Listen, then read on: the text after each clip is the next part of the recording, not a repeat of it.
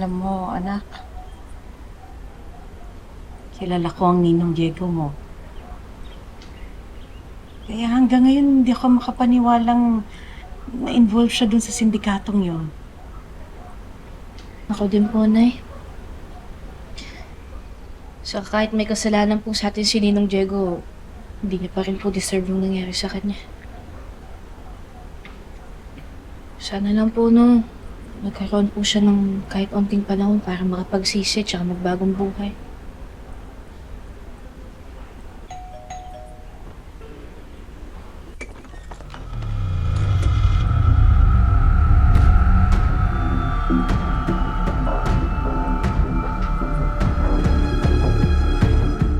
Miss Delgado, bilang kay ni Miguel ang listed na next of kin ni Diego, sa inyo mapupuntang remains ni Major Aglipay, pati na rin ang mga gamit niya sa opisina. Nakikiramay ang buong hanay ng kapulisan sa inyo. Salamat po. Salamat po. Upo muna po kayo. Ilalagay Salamat na po po. namin ito. Lagay ko lang to sa altar, ha?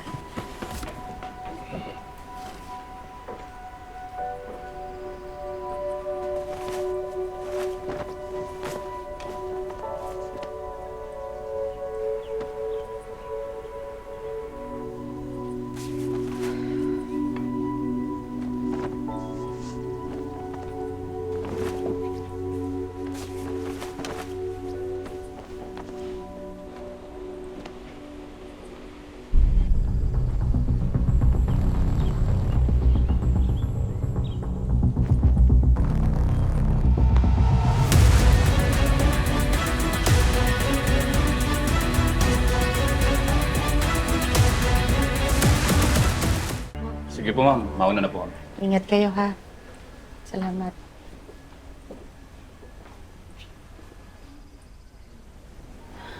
Nay, Anak, tingnan mo po to. Nakita ko po yan sa magas ng jacket ni Ninong Diego.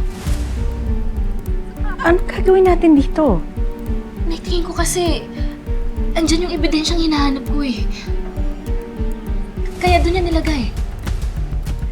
Bakit ngayon mo lang sinabi? Ihabulin natin kay Chief. Ibigay natin! Ano? Nay, natuto na po ako. Kailangan makita muna natin yung laman nito bago natin i-surrender.